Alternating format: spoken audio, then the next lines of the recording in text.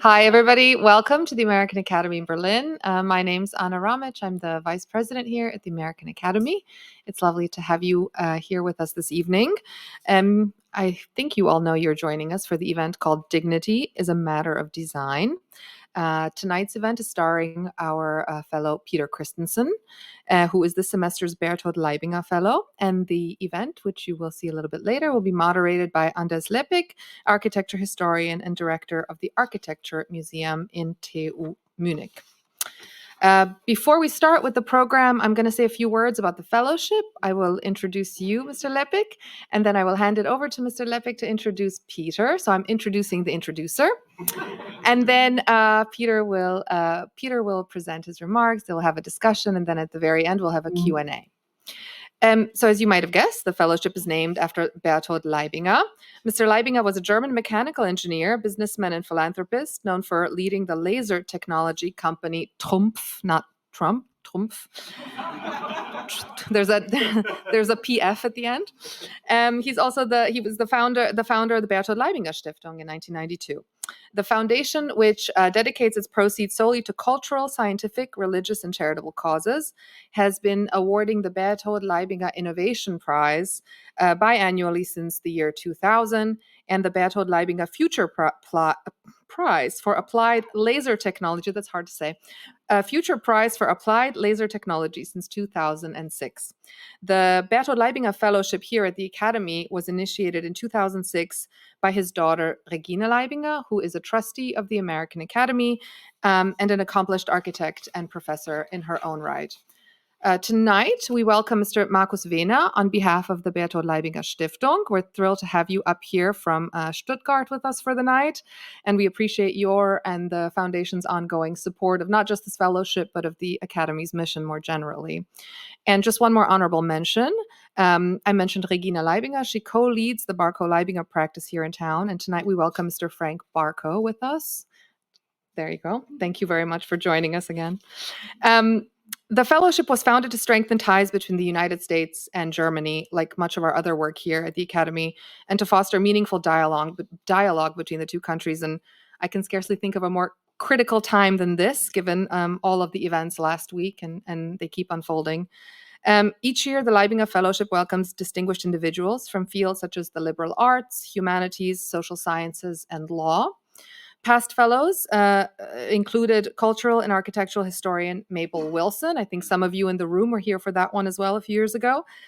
Constitutional law professor Bertrand Ross, sociologist George Steinmetz, architectural historian Beatrice Colomina a few years ago. And as of this semester, we're thrilled to add Peter Christensen to those ranks. As I mentioned at the outset, we're thrilled to have Anders Leppik here this evening to introduce Peter. Peter and Anders have known each other for many years. I won't say how long. And they both work together at the Museum of Modern Art and the Architecture Museum at the Technical University of Munich. Anders is a curator, art historian, and currently the director of the Architecture Munich at TU. He began his career studying art history at the University of Augsburg, and in 1987 he was awarded a fellowship to pursue his doctoral research at the Biblioteca Herziana in Rome, where he focused on architectural models from medieval Italy. Following his time in Rome, Anders joined the Berlin State Museums before going to MoMA's Architecture and Design department as curator, and this is where he and Peter first collaborated, if I understood correctly. While at MoMA, Anders curated several influential exhibitions, including Small Scale Big Change, which focus on architecture's role in social engagement, a theme he has continued to explore in his work.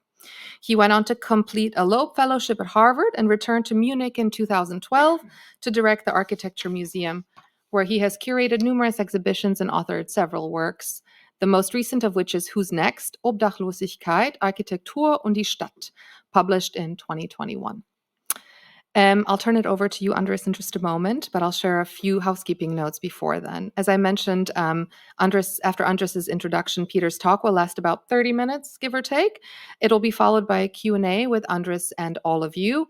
If you are here with us in the Academy at that time, please do raise your hand and wait for the microphone and then make sure that your question is a question. And if you're joining us, sometimes there's no question mark at the end. And if you're joining us via video, do type your question in the Q&A part of the platform. And now, without further ado, I will step aside and leave it to you, Mr. Lepvik. Welcome.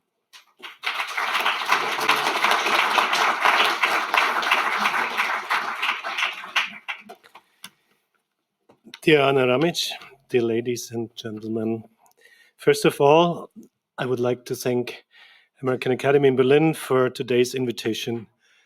I was here quite often as a visitor in the early 2000s when I worked as a curator of architecture here at the Staatliche Museen zu Berlin, State Museums in Berlin. And it was a time when I was here quite frequently, but since I moved to Munich, I haven't been here for some time now. And it's a great pleasure for me now to also return here and speak to you, introduce to you my dear friend and colleague, Peter Christensen, who is currently the Arthur Satz Professor of Humanities, Department of Art and Architecture History at the University of Rochester. I have to read that because that's such a long title, even longer than my title at the university in Munich. I have known Peter Christensen personally since 2006, when he was a curatorial assistant at the Museum of Modern Art in New York. At the time, he worked for the chief curator of architecture and design, Terence Riley, the late Terry Riley, on the exhibition On Site, New Architecture in Spain. Peter was still at MoMA in 2007 when I was appointed curator of contemporary architecture by Barry Bergdahl, professor of architecture history at Columbia University, and the new chief curator from 2007 at MoMA. And as many of you know, Barry was, before becoming chief curator at MoMA, was a fellow here at the Academy of American Academy in Berlin. So it seems to help sometimes in the career when you get a fellowship here, right?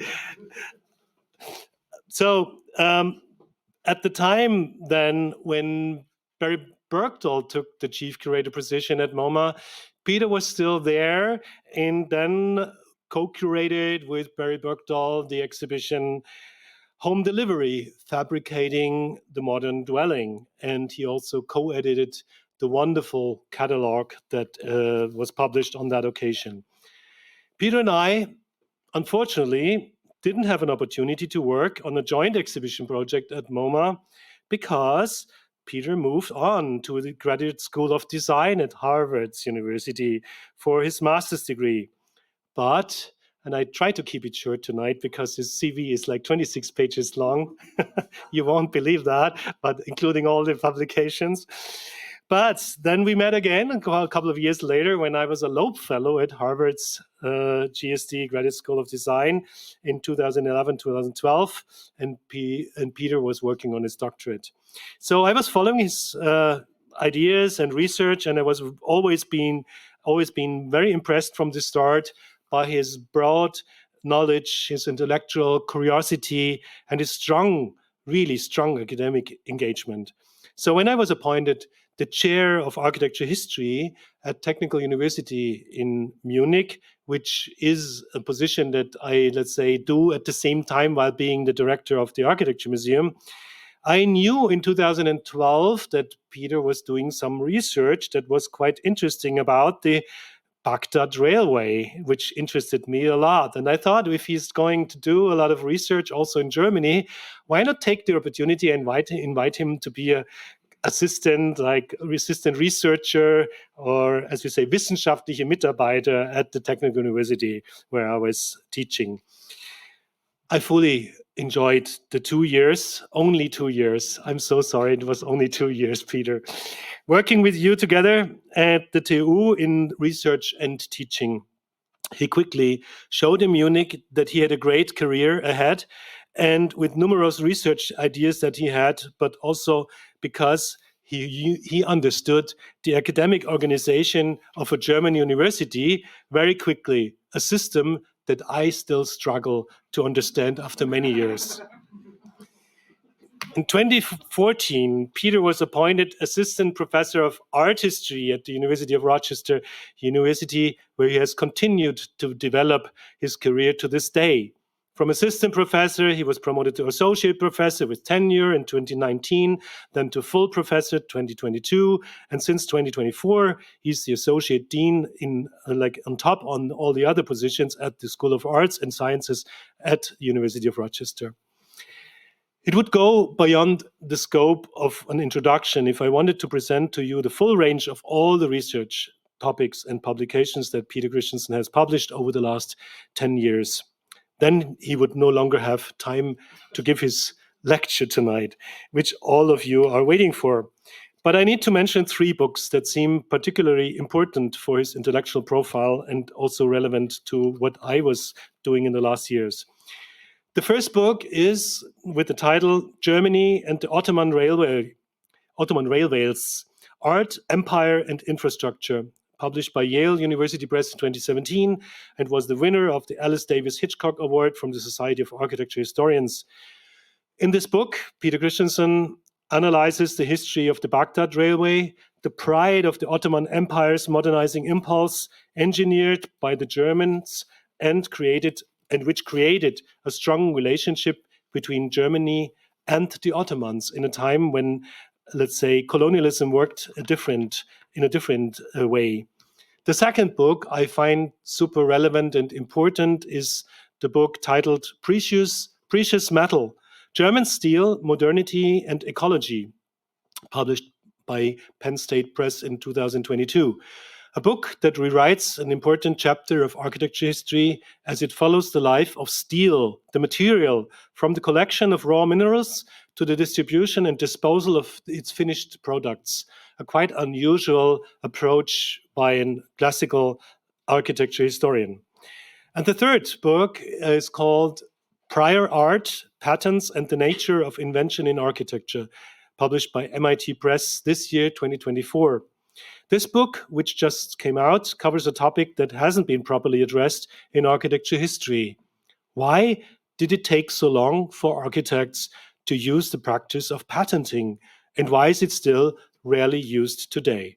I can't give you a full review. It's really not the time today because we want to focus now what he is now speaking to us. Peter is really a prolific writer, and he has achieved many notable recognitions for his works, including the National Endowment for the Humanities, the Fulbright Commission, and on and on.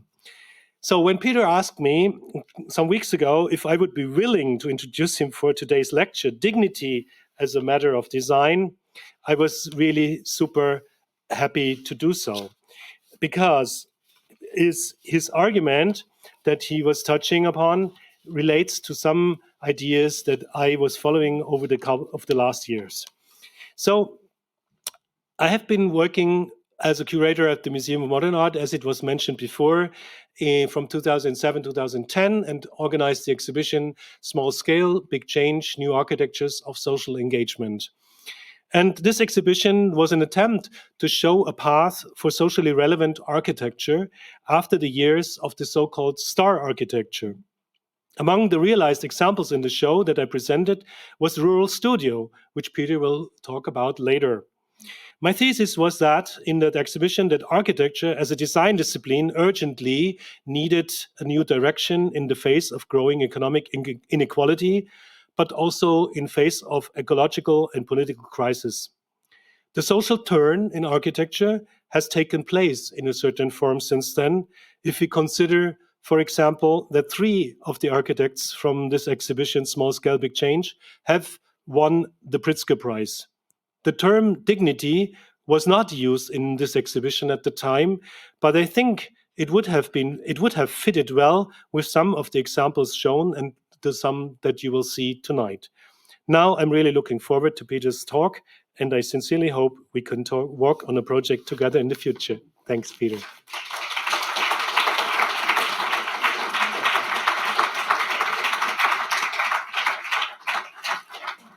Oof.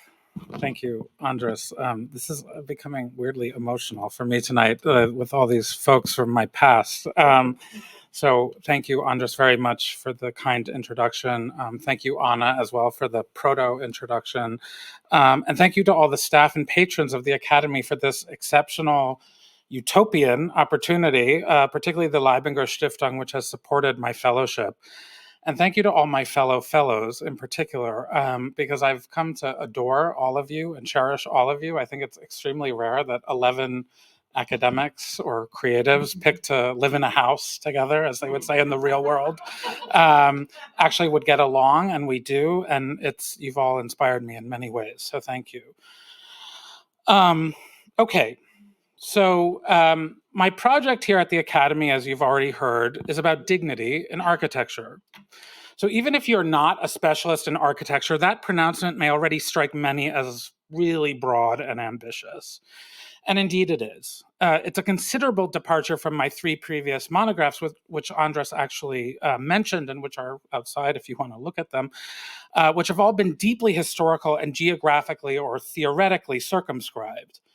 And these are works that I like to describe as vertical, deeply committed to primary sources, visual and spatial analysis, and historical specificity. As a junior and then mid-career scholar, this verticality was my comfort zone. But now I am told I'm a senior scholar, despite the fact that I still have my hair, and I'm yearning to challenge myself with a project beginning from theory as much as it is in the objects and sources I normally work with. And I want to elucidate a point of obvious, broad, historical, and contemporary urgency. In other words, I want to flip my lens from the vertical to the horizontal. So enter the keyword of dignity. And these are deliberately blank. You're not missing anything, don't worry. This is the art historian. These are tactics we use in the classroom to train you to look and listen at different times. Okay, so in his 1779 lecture on ethics, Immanuel Kant issued an aphorism on human dignity, and I quote, "Every man is to be respected as an absolute end in himself, and it is a crime against the dignity that belongs to him as a human being to use him as a mere means for some external purpose," end quote. Kant was advancing a growing body of Western philosophy on human rights, moving one step beyond the material rights of air, food, and water, and shelter, to say that every human being not only has the innate right to live, but the right to live a life free from instrumentalization towards an end. In other words, every life has intrinsic value. So to be clear, Kant was not the first person to champion the intrinsic value of human life. This is a tradition that one can find in sacred texts from Buddhism to Jainism, from Islam to Christianity. But Kant's contribution is important as distinctly secular and as an idea disseminated in the early days of mass printing where it could actually gain some traction. So by and large, before Kant and before the modern period, dignity was a word utilized to connote the state of being worthy of honor and respect, a quality that was either hereditary or earned. At worst, one possessed it by virtue of being born into nobility, as we can see here with a coronation. At best, it came from some measure of accomplishment, so military, intellectual, athletic. One might treat their peers and those of a lower station with kindness or even empathy, but there was not typically any ascription of an innate value like that of dignity. This is precisely how institutions created in pre-modern times, institutions like torture and slavery, and how they could endure. Kantian dignity upended this anti-universal dignity, and in its stead put forth the tenet that, at least in theory, all human life, irrespective of class or achievement, race or gender, deserves dignity. Fast forward to the 20th century. Dignity becomes so widely entrenched in humanist philosophy that we witness its transfiguration into a legal concept in the constitutions of modern nation states, like those you see here, enshrined into countless national constitutions and even the UN's Universal Declaration of Human Rights as probably one of its most used words. However, legal enshrinement in the 20th century did not mean that preservation of human dignity was a fact on the ground. World wars, everyday hatred, and poverty, among other things, have stripped millions of their dignity when it did not strip them of their lives. Moreover, while poverty, the most pernicious eroder of dignity, has decreased, inequality has detonated, and gross inequality manifests its own indignities. Today, the world faces new challenges to the preservation of human dignity, in particular, the specter of a climate catastrophe. So all of these existential challenges to human dignity merit a major thought experiment, one where we return to the material condition of dignity. So let's start that thought experiment today. conjure in your mind's eye an image of what dignity physically looks like. And I'm going to give us all a second to do that. So I imagine that at least several of you have started to conjure an image of a person in a space that meets all of her basic needs. The space might hint at a life of peace and sufficiency, walls and a roof, natural light and fresh air, doors and windows for connecting with and retreating from the world. They will likely be objects that point to a life of material adequacy, food, medicine, clean water, and others that point to a life with basic social and intellectual horizons, books, family photos, games, a chair for a guest. To be sure, dignity is not manifest by creature comforts alone, as some excellent scholarship out of education, economics, public health, development studies, labor studies, and other social sciences will tell us. It is also borne out in the ability to make a decent living, the ability to have a family if one chooses, the ability to access decent healthcare and education, and the ability to live in peace and experience happiness, happiness and all the other emotions that give life meaning. There is something intrinsically problematic with the overwhelming contemporary conceptualization of dignity away from, say, philosophy towards the social sciences. Why, asks this humanist? Well, because unlike a standard of living or a GDP per capita, dignity is really actually quite binary. In any given moment and place, one is either afforded it or not. If you will allow me then the premise that a person is either afforded dignity or not by its material contours in time and space, then it follows that we can understand material conditions as the threshold between dignity and its absence. Now let's put some architecture into this argument. So let's look at Dorothea Lange's famous 1936 photograph of Florence Owens Thompson, originally known anonymously as Migrant Mother, the photograph's title. The photo captures the plight of migrant farm workers who arrived in California en masse looking for employment during the Great Depression. While it is the close-up of Thompson that we are familiar with, Lange's archive revealed dozens of contextual photos that show us the full material context of Thompson's predicament. Her and her 4 children are living in a tiny, open-faced tent in a dusty clearing. Their possessions are limited to the clothing on their backs, 2 trunks, and a rocking chair. In talking about this canonical close-up, historians of photography have reliably ascribed dignity to Thompson. Clearly, she is enduring something difficult. The lines on her face hint at a woman entering middle age, perhaps faster than she otherwise would, and the film of dirt on all of them certainly connote a measure of wretchedness. But they argue, these historians, the steely, if anguished look in her eyes also conveys a sense of determination to figure out what is next, that in turn confers an autonomy on the subject that reveals her dignity despite adversity. I am, however, interested in the other photo, and that's not it. Sorry, I'll get to that in a minute. We'll get there. The superimposition of dignity onto the face of this subject becomes impossible when the sooty faces of her and her children blend in with their sooty tent, open to the elements. Even here, without a clear view of their faces, it is simply impossible to ascribe dignity to their condition. This is an undignified way to live, and no amount of intellectual projection will change that. The architecture, if you will, sets the record straight. If Florence Thompson is at one end of this scale, our pal Donald Trump will be at the other. His gilded life in Trump Tower is grotesque, tasteless. I would like to argue that such excess, such a lack of humility, in fact, also renders Trump, like Thompson, as a subject without dignity. To be sure, the respective roots of their lack of dignity are absolutely different, but the scalar comparison reveals something instructive. Dignity is not only a binary material condition of haves and have-nots. It is also a threshold condition tethered to the economics, but only up until a point. This is what I'm interested in, the nature of that threshold, marking either side of the material sweet spot between poverty and excess. So to illustrate this interest, the portrait photography of the American photographer Milton Rogovin comes to mind. Commonly popping up in his realist, semi-ethnographic body of work are portraits of individuals, couples, and families in their living rooms, surrounded by their belongings. In his 1982 series, seen here, documenting the miners and their families across the world, we are brought into the homes of miners like these in Scotland, Mexico, and West Virginia, among other places. None of these spaces are lavish, but Rogovin subjects are afforded a powerful dignity not by the looks in their faces, but rather through the unusualness and normality of their surroundings. The fact that they are all clearly with adequate shelter, and that the home at least gestures towards a place where all of these individuals have the ability to, in some manner, self-actualize, and that's a key word, and thrive in a reasonable manner. So my interest in the material nature of dignity is not just historical, it is also purpose-oriented.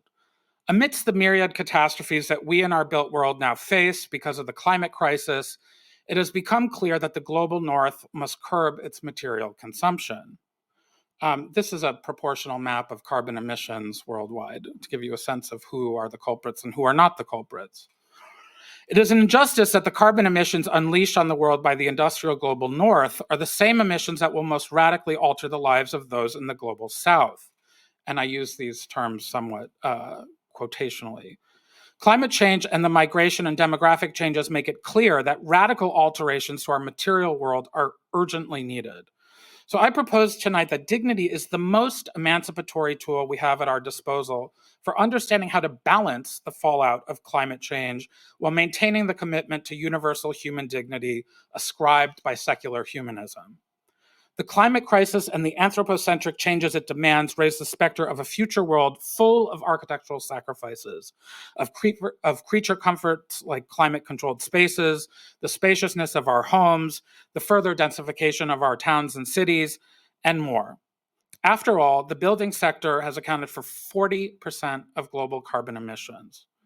How, as we develop new ways of living, can the concept of dignity guide us to a way of life that demonstrates both the intrinsic value of a human life as well as the intrinsic value of our environment? It does not have to be a zero-sum game. So let's not kid ourselves. We cannot know what the future will be, and I refuse to join a chorus of so-called futurecasters, particularly as a historian who believes in the historian's work and autonomy.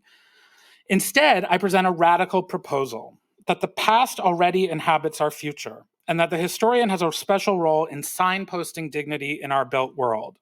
Since the dawn of the Enlightenment, dignity has been a through line of progressive architecture. And here are some examples. For the first time in history, dignified housing for the poor and the working class became crucial social questions. The precedents you see here, including pre-19th century charitable architectures, including worker co-op housing, waqfs in the Islamic tradition, and almshouses and their cognate facilities in Europe, comprise some of the examples that will make up the first chapter of my tentatively organized table of contents. And I see something almost getting cut off, but not quite. That is then followed by a chapter on dignity in housing, a chapter on dignity at work, think structures of the Triangle Shirtwaist Factory or the Rana Plaza complex in Bangladesh, a chapter on the architecture of religious minorities like the Tatar mosques that I recently visited in Poland, and a chapter on the future of dignity in the face of climate crisis. So the rest of my talk today will look at two architectural projects, because we do have to do some vertical work here, explicitly tethered to this rhetoric of dignity for the second chapter on housing. Any discussion of utopianism in the 20th century necessarily involves mass housing, and any discussion of mass housing is in some measure informed by theories of dignity, whether the architects know it or not, whether even the developers know it or not. With this, I turn now to the village of New Gourna in southern or upper Egypt. Somewhat counterintuitive. New Gourna, seen here in my own photographs from last year, was a settlement commissioned by the Egyptian Department of Antiquities in 1945. The goal was to relocate the residents of Old Gourna, a long-standing improvised settlement, so as to repristinate the pharaonic sites adjacent to it. In so doing, the sites would become primed for greater touristic development, which was, of course, the goal. And this was at the same time as the flooding of the Aswan Dam. Depending on what you're reading, the residents of Old Gourna are alternately identified as looters or amateur archaeologists. Regardless of what they are called, the settlement was home to antiquities traders since at least the 19th century, who made a living digging the numerous valley tombs for treasures, most of which reached international buyers developing Egyptological collections in the West, including some here in Berlin and at the Met and so on. The architect of New Gurna was Hassan Fatih, an Egyptian-born, Egyptian-trained architect who was in turn tasked with not only constructing new homes for the residents of Old Gurna, but also redesigning the entire social and economic infrastructure of their livelihood. In his plan, which these beautiful drawings show, Fatih sought to retool the career of Old Gurna's residents from that of amateur archaeologists to that of craftsmen who would make tourist handicrafts, trinkets, and souvenirs. Political and financial complications, as well as residents' opposition to relocation, prevented completion of the entire project. Today, only about 30% of what was completed, which was about 50% of the original plan, of the original village remains. And that's what you see here in my own photos. New Gurna's architecture consisted of modest, user-built mud brick structures, chosen for their simplicity and affordability. In addition, they could be constructed with local materials. Fatih's designs pulled from a variety of historical Egyptian sources, most prominently Coptic and Nubian architecture. And with these, he created his own vernacular style, a kind of neo-Coptic or neo-Nubian architecture. But we must be clear here. Despite the originality of its design stylistically, New Gurna was a massive failure. Fatih, for instance, made courtyards an essential part of the residences, emphasizing both the passive cooling effects of courtyards and their ability to provide outdoor spaces that were nevertheless private, privacy being another key spatial tenet of Fatih's pursuit of architectural dignity, and privacy is something I'm increasingly thinking about in terms of dignity as well. However, courtyards were rarely found in Upper Egypt, and when they were, they served a more practical function as a work area, not as a space for leisure that Fatih intended. This was a very Cairene way of thinking that he was imposing onto a rural part of Egypt. The most rudimentary secondary literature on Fatih naively paints him as a benevolent utopian seeking to better the lives of his countrymen. More sophisticated analyses and his own archive, which I was in, paint a much more complex picture, one of an architect intent, and this is Old Gurna, by the way, this is what they were moved out of, intent on improving the lives of the poor through good architecture, but also of a man with a deep-seated suspicion of the rural poor, who, in his mind, lack dignity through a combination of their living conditions, something they largely can't control because of their indigence, and something they largely can control, what he describes as over and over again as their peasantly insolence. Fatih has left behind an extensive written record, including his book on New Gurna entitled Architecture for the Poor, first published as A Tale of Two Villages by the Egyptian Ministry of Culture in 1969. His archives in Cairo reveal even more discussion of the term. One of the key measures of dignity was the de-standardization of mass housing. Fatih writes, and I quote, "To talk of prefabrication to people living in such poverty is worse than stupid. It is a cruel mockery of their condition. We cannot house them cheaply even when we do standardize, and when we cannot house them with any semblance of human dignity unless we de-standardize," end quote. De-standardization, so not buying things off the shelf, right, or fabricating things elsewhere, was one pillar of dignity. Another was the environmental quality of the home. In discussing the design of bedrooms and the development, Fatih says the following: the vaulted alcove, or iwan as it's known in Islamic architecture, would contain a built-in bed with room for keeping things underneath it. Opposite the bed alcove was another small vault over a cupboard, a neat replacement for the usual rope on which the peasant hangs his clothes and other effects. The central area would thus be kept clear of furniture. He really did not like furniture, and would give a sense of space and dignity to the room. This would be a great improvement on the usual peasant room, end quote. So here we sense the peculiar tension of Fatih's persona, at once decrying the standardization of modern architecture in the West and its love affair with prefabrication, while also championing the minimization and streamlining of furnishings and bric-a-brac, which is a really well-known aphorism and mandate of modernism. So he's sort of picking and choosing his interests here. A third pillar of dignity for Fatih lies within the activation of a kind of autodidacticism in his clients. And he says, I quote, "The maturing of skill is an experience of considerable spiritual value to the craftsman, and a man who acquires the solid mastery of any skill grows too in self-respect and moral stature. In fact, the transformation brought about in the personalities of the peasants when they build their own village is of greater value than the transformation in their material condition. Each craftsman individually gains an understanding and dignity, while the village collectively acquires a sense of society, of interdependence and brotherhood that only such cooperative achievement can give."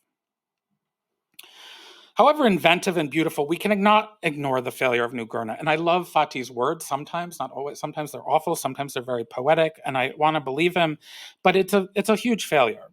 And his tall ambitions to alleviate poverty and ultimately retrain these amateur archaeologists of Luxor just doesn't work. The residents, by and large, did not become as enamored with New Gurna as architecture critics did. Architecture critics loved it, and they still do. They were unwilling or unable to participate in labor-intensive investment needed for the upkeep of mud brick structures, which need to be resurfaced every year and wholly redone every 10 years or so.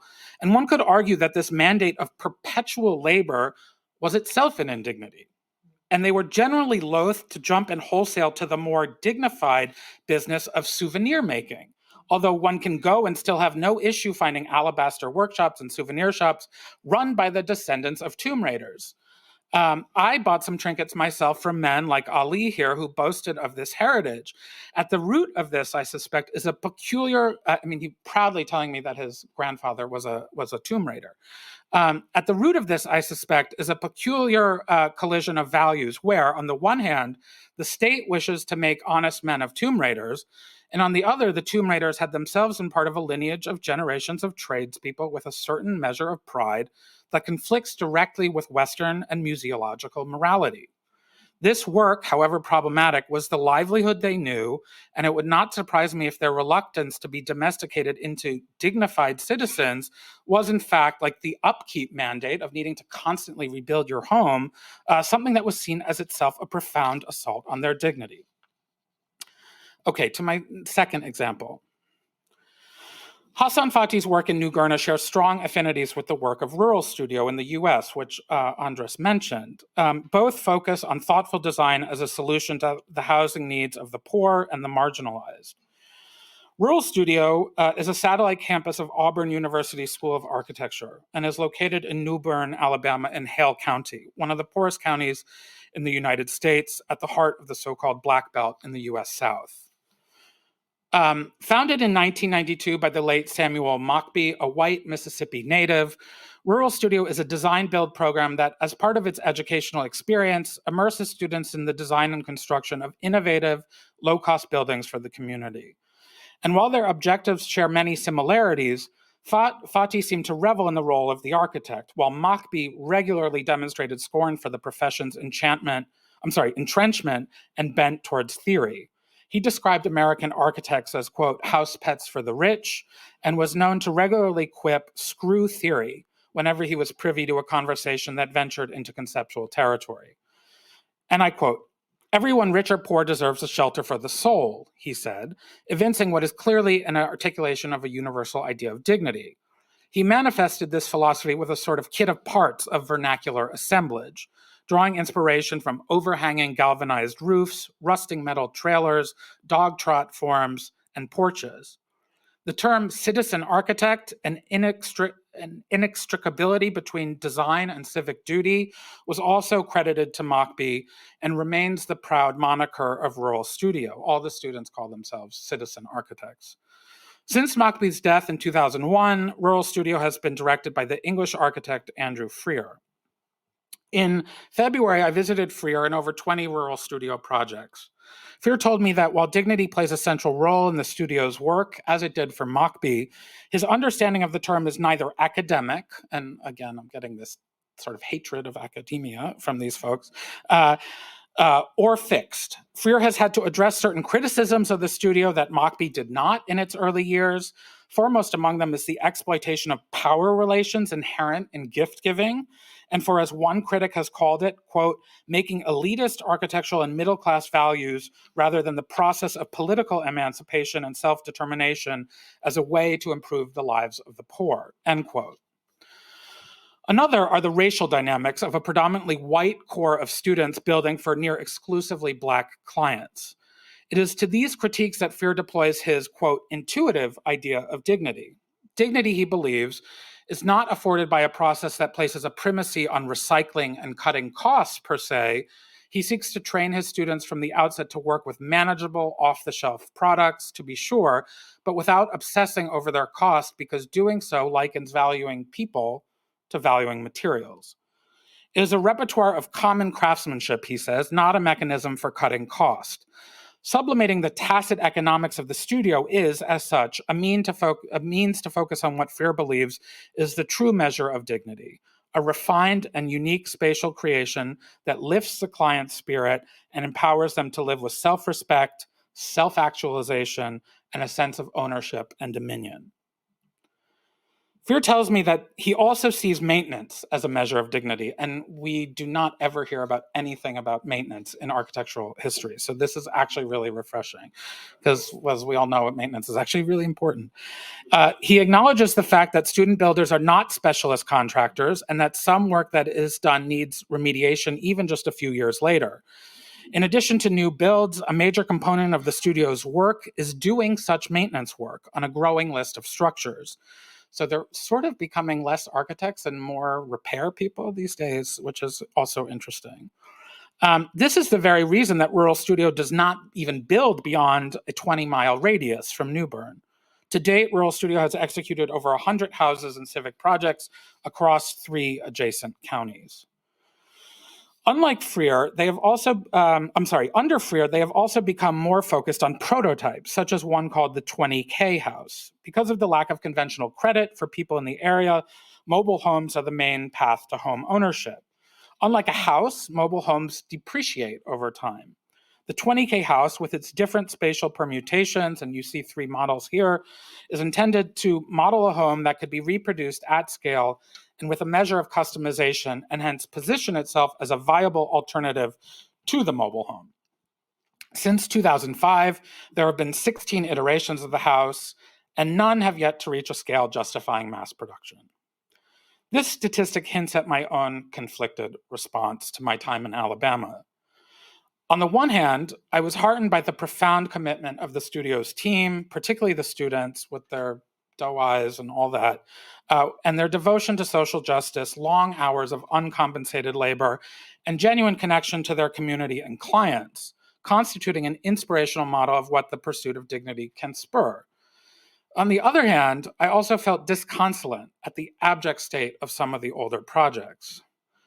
One such example is the Glass Chapel of Mason's Bend, a facility built in 2000 as a transportation stop, community gathering space, chapel for the local choral group, and a distribution center for children's summer school meals.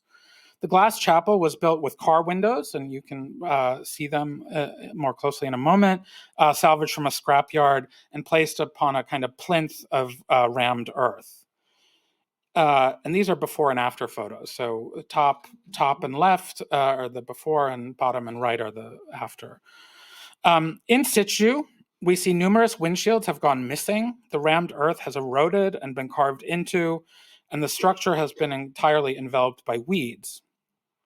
In nearby Greensboro, I visited a house where, although difficult to see in this photograph, the flooring was falling out, just like a huge bomb in the floor.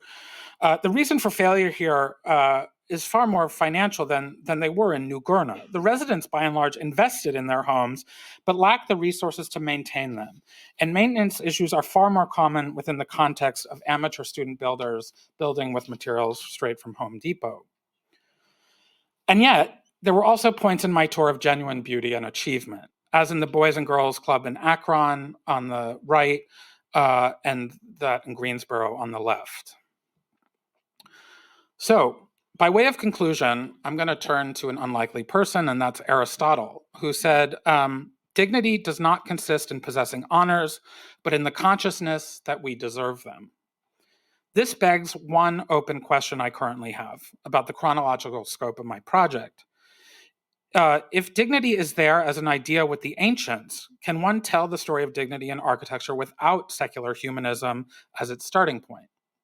This modernist recoils at the prospect of wading into chronological territory that is not his specialty, but perhaps it is a worthy task. Our modern interlocutors, those who we met today, Fatih, Mokbeh, and Freer, assert the worthiness of dignity through their role in articulating the moral obligations of supporting the indigent in both word and deed. What do these places, and many others I will explore as I write this book, tell us about the nature of architectural dignity? I'm still working on an answer to that question, but I do know this. No matter how we must modify our lives, buildings, and cities for the future, human dignity must remain a primary goal of architecture. Dignity in living and the resources it requires are not at odds with a just climate future with fewer resources and inhabitable parts of the earth. History is pregnant with the potential to point to ways in which governments, if they are indeed committed to human dignity, must themselves incentivize the growth of renewable systems and regulation. Individuals must insist on having what they deserve, dignity, and governments and industries must in turn figure out how to manifest dignity for all citizens in a way that also fundamentally addresses a growing population in a world with dwindling resources. Thank you.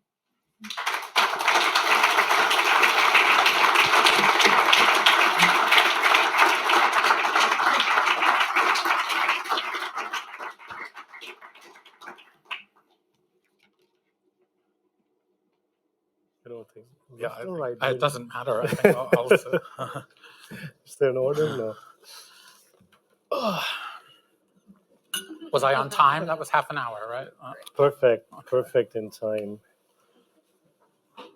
So, thank you, Peter. That was a very strong, tough ride through your concept, which is, as I understand, the proposal or the idea for a publication that you want to develop out of it, right? Yeah. The hope is that this will be a book, or it will be a book. But I'm gonna slow down from my previous pace of publishing books every 3 years because I think this requires me to think a lot harder and on certain theoretical fronts, but also to examine, this open question about the chronology of it, and also a really global scope is the ambition of this. I mean, within my own limitations of the languages that I read, and I can't cover everything, but part of what I want to show here is that this is actually, as much as we're talking about socioeconomics of this question of dignity,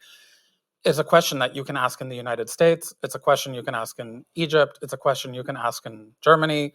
It has a certain universality that is actually not tied to a certain, sort of GDP per se.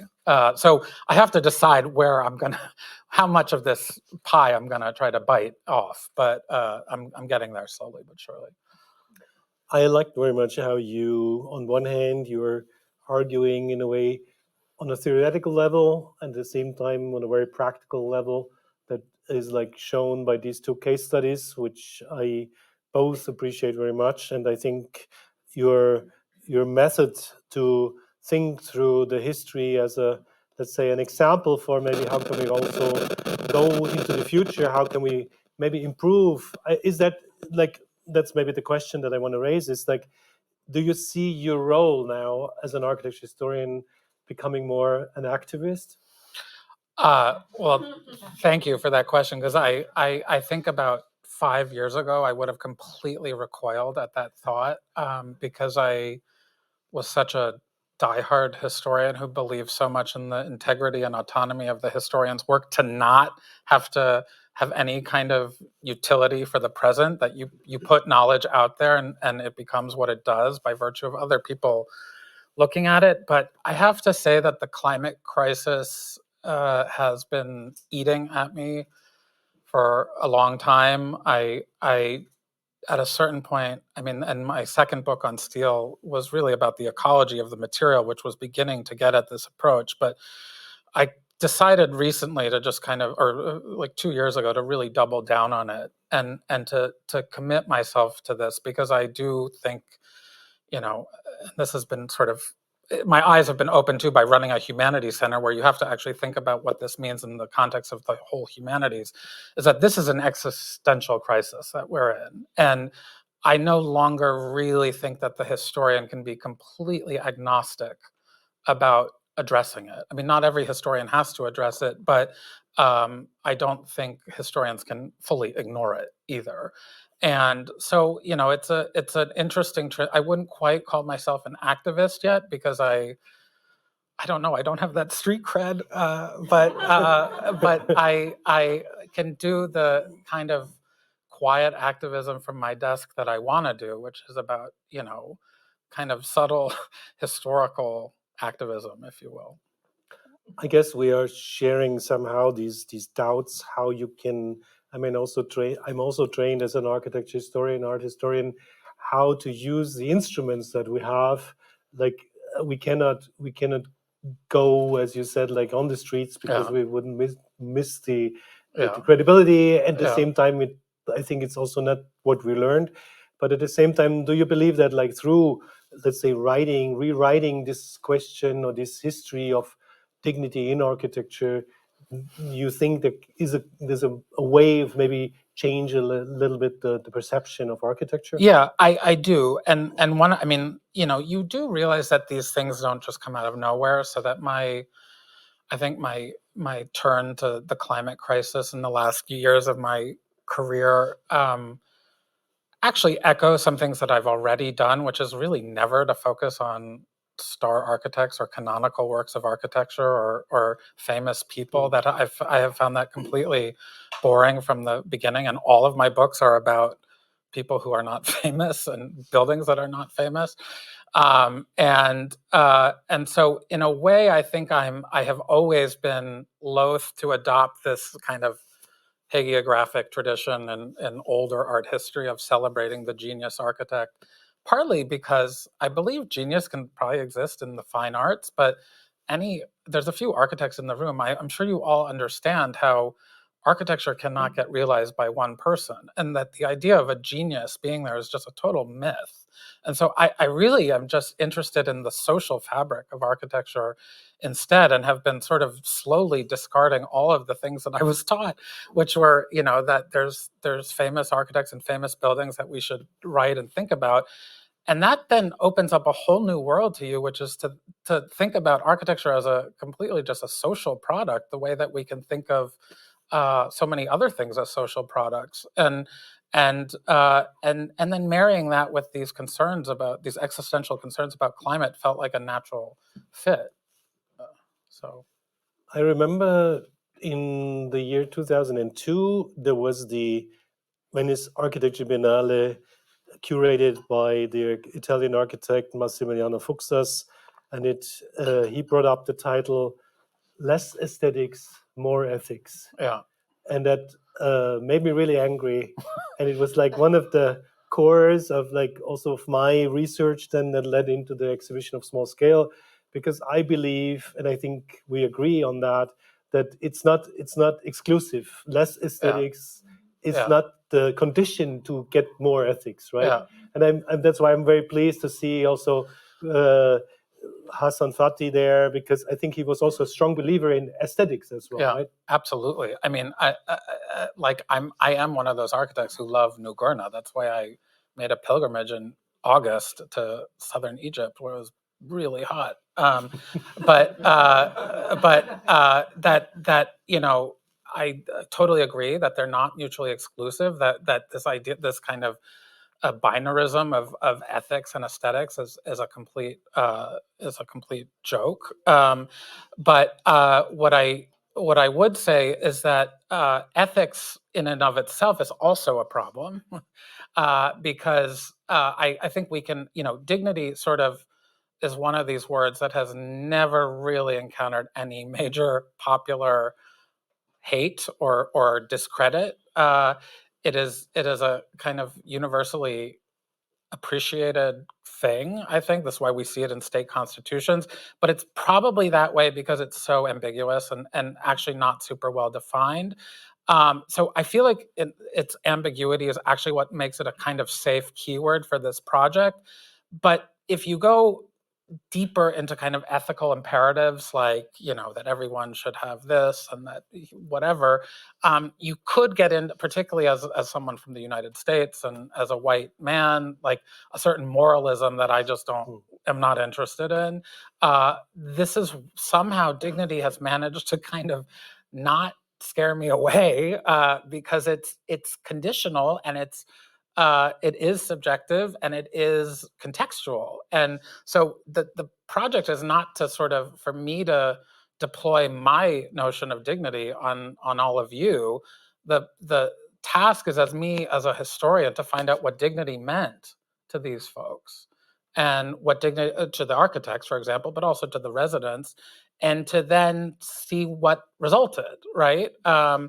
And hopefully, by building up an arsenal of enough of these case studies, you at least have some kind of mass understanding of what dignity probably is, what it means in certain contexts, and how we can use that as a kind of soft ethics, not a kind of religious, dogmatic, holier than thou ethics, but as a kind of tactical, bottom up ethics.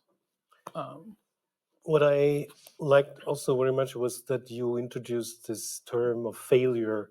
And I think that was also very helpful, because quite often you can see that architects are continuously promoting their works, their ideas with beautiful renderings.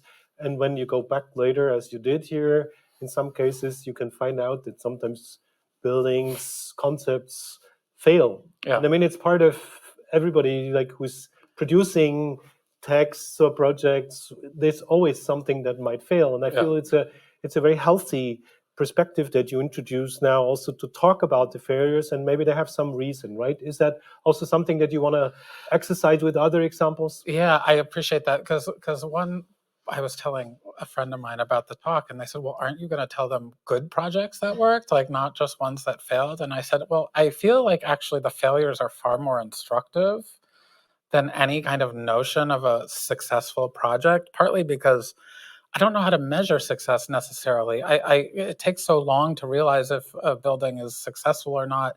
Might be sort of successful for a while, like Pruitt-Igoe was. I don't know how many of you know that housing project in St. Louis. It was like a hit for 5 years and then a complete disaster.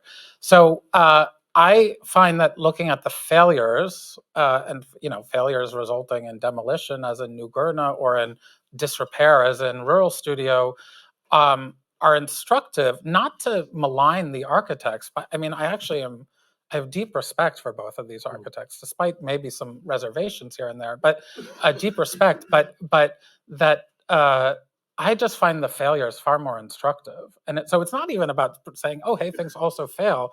It's actually, failure is sort of the most generative place for me to begin, because this is, to me, it's also a little bit about a kind of iteration of what will work, right? So there's a historic aspect of this, but there's also a prospective aspect of this, is what will work in the future.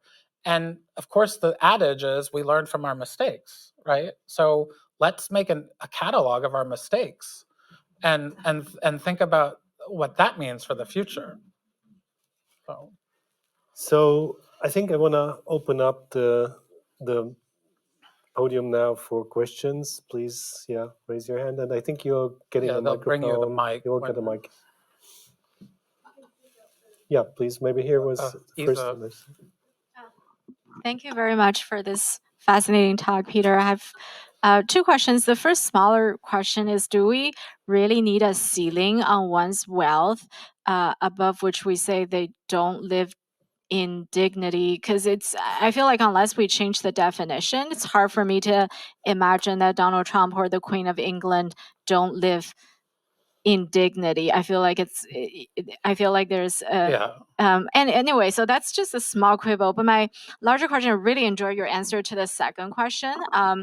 And I was wondering if you could give more specific examples. And I like this idea that dignity is universal, but it doesn't claim the same kind of universality as, let's say, liberalism or Marxism even does, right? So it's universal in the sense that everybody everywhere want to live in dignity, but then what it means could vary. So for instance, you show the example of, let's say in America, what it means to live in dignity is that my house looks different from my neighbor's house, but that doesn't necessarily have to be a big deal elsewhere in another part of the world. And I was just wondering if you can just expand on this a little bit and give some concrete examples of how kind of people in different parts of the world, and obviously, maybe you could confine your answer to the to the people's vision for design, for architecture, and then how that might potentially vary from place to place.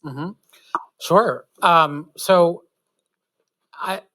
given that, like this idea of the ceiling, I'll start with the ceiling question, because I knew that this Trump picture would probably, I don't know, evoke emotions right now. It does for me. I felt like I had to say something about the election, and there it was.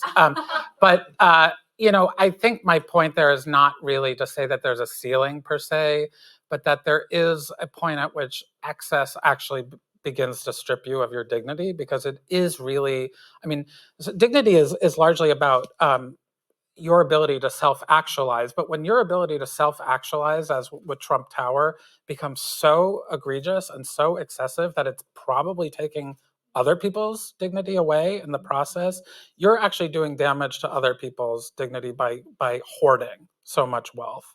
So maybe I'm revealing myself as a Marxist, sort of clandestinely. Jim, we can talk about that later. But individual versus societal. Yes, and so I'm not going to say that over $300,000 a year you're living in excess. It's completely contextual, and that leads me to your second question, which is, so for example, I've increasingly I've been reading a lot about privacy. And why is privacy important? Well, one of the things that you read about from psychology, and again, I'm like reading all this material from social sciences and then bringing it back to the humanities, is that teenagers really need privacy to self-actualize. This is why teenagers lock themselves in their room and dance to music or look at porn on the internet or do whatever they do, but that they need that time to self-actualize, and that it's incredibly important to their ability to become who they are in full. So that's one form of why privacy is so important. On the other hand, let's say in the Islamic world, you have to have privacy for women to be able to circulate the home without fear of being, seen without their head covering on, for example. So privacy is sort of, and that something like 65% of the world shares a room with someone who is not a bedroom with someone who is not their partner. And that has all sort of ramifications towards your ability to self-actualize. So I'm looking at things like privacy as things that are equally important in, say, the Judeo-Christian world as they are in the Islamic world, but for different reasons. And so this is where they begin to take sort of contextual, geographic, religious context up. I don't want to focus, just to put a dot on the I here, I don't want to really emphasize, where is the ceiling for the 1%. I just really want to hint at that there is a certain point at which excess becomes so egregious that it is actually taking other people's dignity away. So I hope I've begun to answer your questions. Thanks. There's another one. Yeah, no. Yeah. Thank you so much, Peter. That was fascinating. You talked about some really key words like chronology and dignity and privacy. I wanted to ask you to put them together with the picture you showed of the migrant mother in her house that you said was not dignified. And I thought about homelessness, and I thought about the change over time in our world, which is the climate crisis in which so many people have to move. Yeah. How do you see dignity in houses that have to move? This is a very good question. There's a great new book by Anna Radu Siddiqui at Barnard on refugee camps. It's really the first person ever in my field to write about refugee camps, and she writes about the Dadaab refugee camp in Kenya, which is mostly for Somali refugees. And I know she had a huge fight just getting this book published because they didn't consider it architectural history. This is the same thing that I think both Andres and I kind of fight against in our work, is to break that canon a little bit. But so for houses on the move, I think that's hard. It's hard to maintain dignity in that context, because dignity is to a large degree tied to rootedness. That's what I'm learning as I look through these projects. However, I think that I've seen the term transitional dignity, for example, with things dealing with refugees, for example, about how do you do your best to provide a kind of transitional dignity in the process of going from one state of abject poverty or danger or a war zone to hopefully somewhere better. Someone was telling me the story recently of how even here in Berlin on Tempelhofer Feld, which for so long had all those refugee or migrant cabins or sort of containers, how like some American institution decided that they would go ahead with their annual procedure of putting fireworks up right at the field, and that to send up fireworks above the homes of migrants and refugees was pretty tactless. So that there's but by and large, those were as good as shelters as you'll see for refugees. So, that there's a kind of there's a architectural fight, but there's also a kind of political and social work that needs to be done to also create infrastructure for these folks. I do believe that a kind of transitional dignity is possible. I believe that people on the move, like the migrant mother, should be on the move for as little as possible. That your rootedness is actually very much plays a role in how you understand your own dignity. Yeah, that's a provisional answer. Thank you. Yes, please, over there.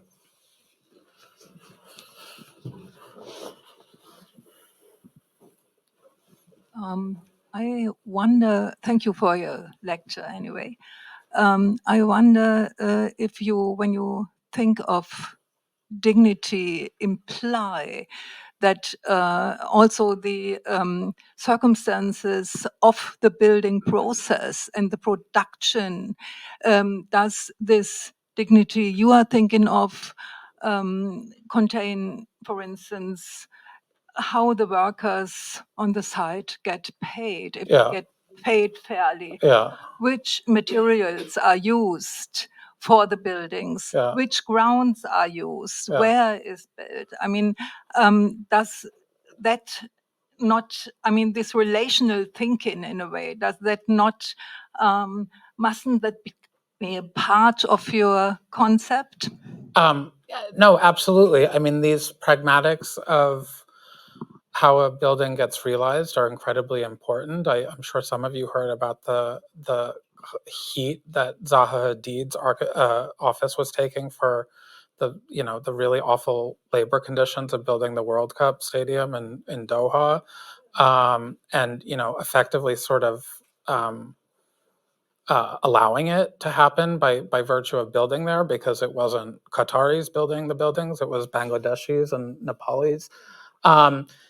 The interesting thing about these two projects, and why I think these failures or partial failures are important, is that they both have a kind of unique construction strategy in New Gurna, and I didn't have time to go into the details, but Hassan Fatih was training these architects to actually build the buildings themselves, and so that in the process they would learn how to resurface the building, how to rebuild when it eroded, and teaching them how to read architectural drawings.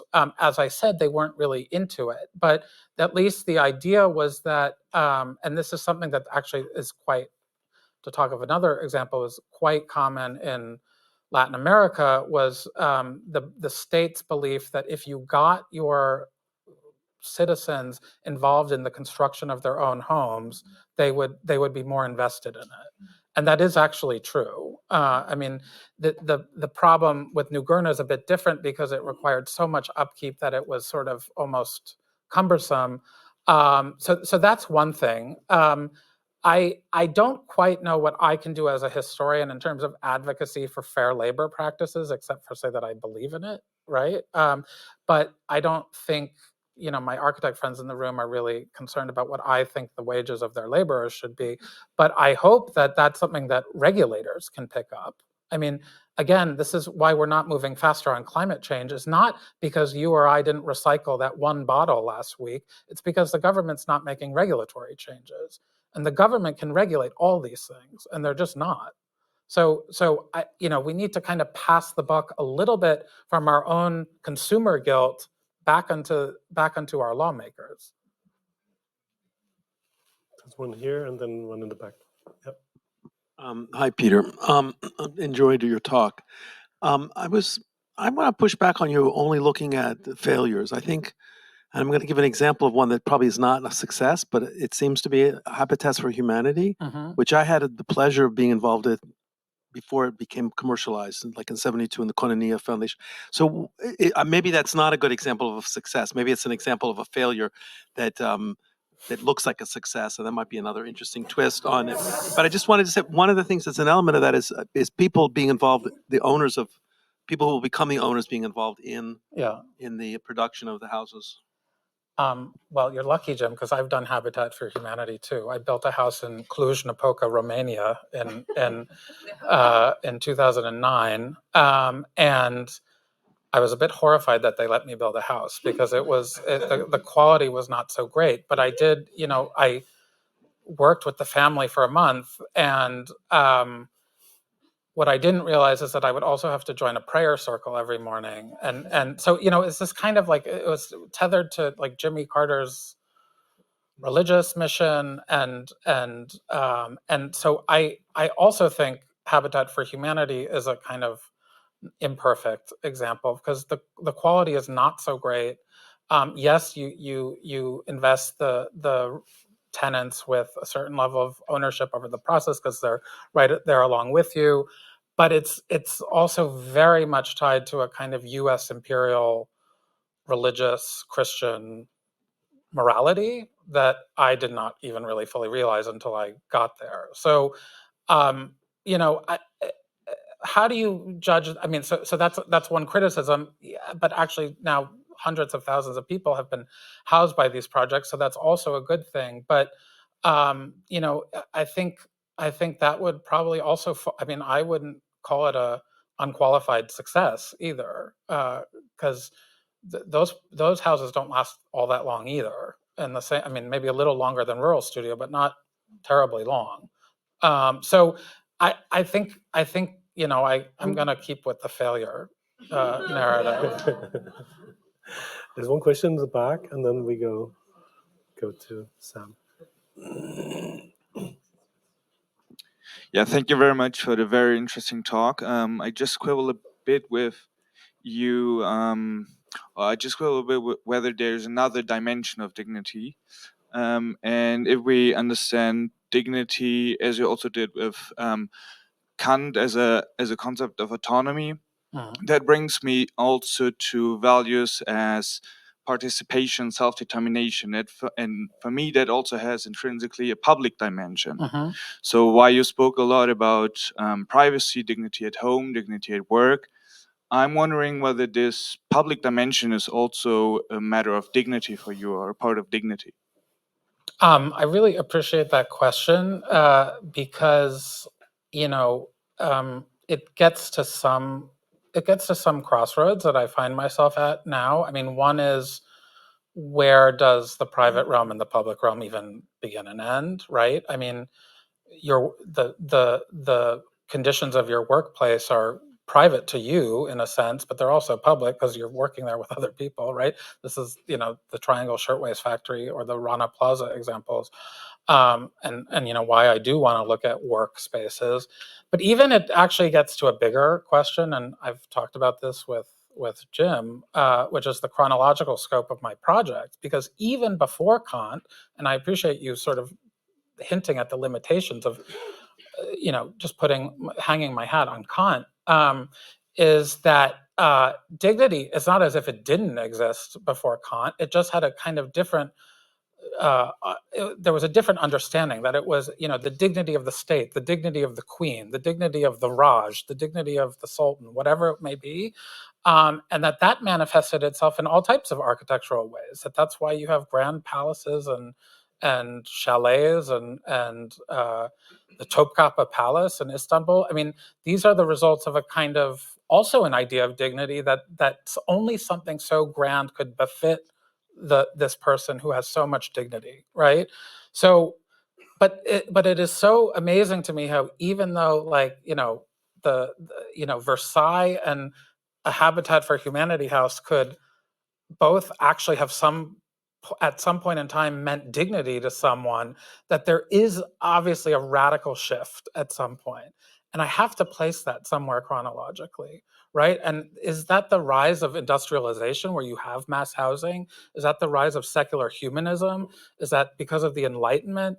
So I think, this dignity in the public sphere is an important question to talk a little bit about, why we have such a major turn towards housing as the question for dignity after circa 1800, right? I mean, I know, for example, that even here in Germany, the Rathaus, like the kind of civic center of life, if you've been to the Bremener Rathaus, for example, it's one of the most stunning buildings, 13th century, right? Is written about as having great dignity to bring pride and dignity to the city. That actually didn't belong to any one person. But I think maybe one way I could answer your question to at least get a little bit more precise would be to say that this is not about dignity writ large, like dignity that you could superimpose onto the state. This is about human dignity, like specific humans and their dignity within architecture.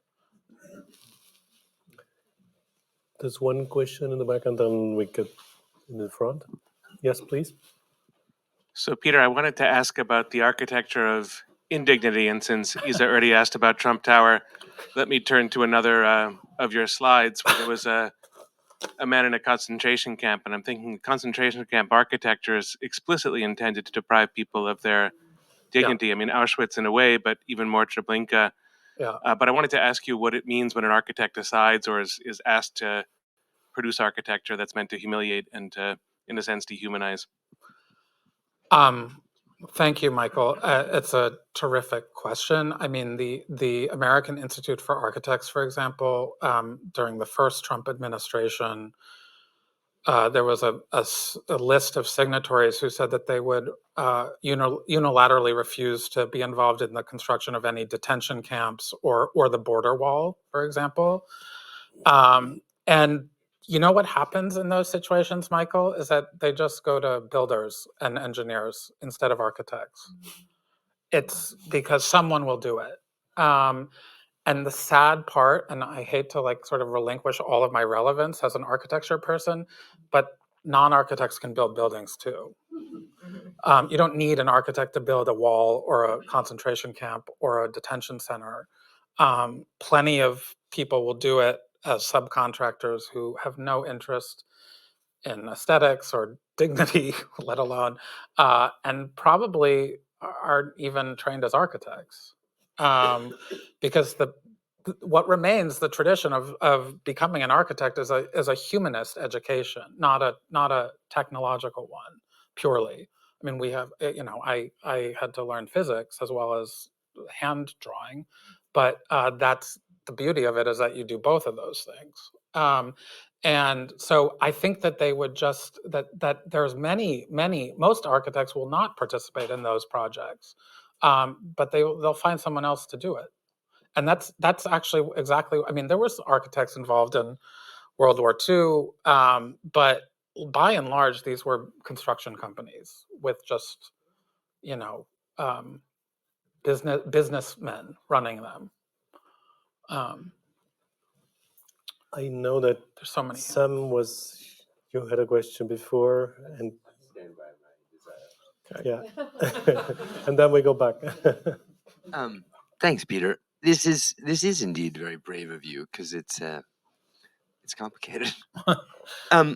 I just wanted to sort of, I like a lot to show that, the lady in the Depression with her family, and then Trump, and like even accidentally toggle is like, was pretty pitch perfect. That was an accident. No, but I guess I wonder if you're like, if you could also speak to like the excess in mass, like really in the middle between there. Yeah. Because I would think that you have a lot of points where like the pursuit of dignity is just going wrong on a massive scale. Yeah. So I had to like throw you a bone, like my own grandfather's book, like Community and Privacy, where like everybody got their own suburban courtyard for each room. Like that's not going to work out. No. So the kind of dream of modernist dignity is a dream where we burn the earth to the ground. Yeah. And you haven't really like addressed that. And I wonder if you. Yeah. I mean, so I totally appreciate it. And to do a project like this is also to slowly realize your own fallibility on this, as I live in a 4-bedroom house in Rochester, New York. Right. So I totally understand. I'm not, and I don't take it as an affront either. So don't worry. But that I think maybe I'm trying to work my way in from the two ends, because again, this is because I'm trying not to moralize. I don't really know if I have the right, because so often architects get into trouble for trying to design not just a house, but the way, like in someone's entire life. So Richard Meyer will get pissed off if you put a house plant in your window because he didn't imagine it there. So you have to kind of not try to be authoritarian, but that I'm sensitive to. So for example, I don't want to say that you shouldn't drive an SUV, but because I think other data sets and other types of scholars can bear that out in a way that's probably better than me as someone who's not doing quantitative research can. But this is why, again, this is why I appreciate that Isa's here as a political scientist, to kind of really work side by side with the social sciences to get some of this data into the point of the research, which is to say, hey, listen, if we want to like avoid a 3-degree change by 2060, the amount of energy consumed by the construction industry needs to go down from 40% to 15%. So imagine cutting, all of us relatively cutting, 65% of your space, of your energy consumption. And that's the kind of general framework. I don't want to be, because also one thing about dignity is you don't want to steal people's joy either. So if I don't know, if your garden brings you joy, then you should probably still have your garden. If your garden doesn't bring you joy and you're paying someone to take care of it, or paying someone to water your lawn and you don't even care about it, then maybe you don't need it, right? So there's no kind of prescriptiveness here except for the need to think about editing. And I'm going to leave some of those specifics to the social scientists. But I'm going to read really carefully what they're doing so that I can respond to it. Does that make sense, Sam? Yeah. Okay. Okay, we have time for one more question, and I see one hand on the back. Sorry. Yeah. Thank you for the fascinating talk. Just to help me understand your argument better, you showed us a bunch of pictures of people in dwellings. Which ones did, and we're talking about a couple of different things. We're talking about human dignity. To me, that woman, I mean, her condition of life might not have been dignified, but she seemed dignified to me, even in the picture where you saw the kids in the dirt, in the caravan in the back of the car. So, I guess what my biggest question is where. So, which of these people did you consider to be living in dignity of the pictures we saw, and how does that intersect with beauty? Because of course Trump is tasteless and garish and awful. What if we had seen someone we admire? I don't know, I admire the Obamas. What if they had hired Norman Foster to do their new home in DC, and it was beautiful, but it still was, opulent. A big carbon footprint. So I guess what I'm asking is, which of these characters that we saw do you consider dignified, and was there anyone you didn't consider dignified, and how does that intersect with beauty? I think the point is that I'm actually only showing people who I think are living on at the risk of losing their dignity, and why I think Florence Thompson, who's the migrant mother from the Dorothea Lange photo, is a good example, is because the only people who've written about this photo are photo historians. And they all say that, look at her steely resolve to sort of think about the future despite all the and how neat the kid's hair is despite it. And she's making the best of a bad situation. But that is this folksy bootstrap garbage that doesn't pay any attention to the material conditions. And that's why the contextual photos of actually seeing the broader panorama of where she's sitting is so incredibly important, because once you zoom out, as I said quite verbatim in my talk, there's no way that you could ascribe dignity to this condition. And so it's not even really about if she has dignity. It's not about if she has dignity. It's about that her dignity is being compromised by this condition. How about the middle class minor? So actually, that would be an example where, and I said this, that yes, they do. And I, again, they could have an abusive relationship, and then I wouldn't know that, right, from the photograph. And that's why I sort of say everything conditionally. But and I think I phrase it as that there's the potential for self-actualization in these settings, that these kids can grow up with food and shelter and a space to play and hopefully actualize themselves in the best possible way. I don't know if it happened. I don't know these people, but that there's at least something in this photo that hints that it's possible. So it's, yes, while I'm talking about human dignity, I think the point of sort of zooming out is to say that you can't solely try to find it in someone's eyes, that you have to see their immediate surroundings as well. So.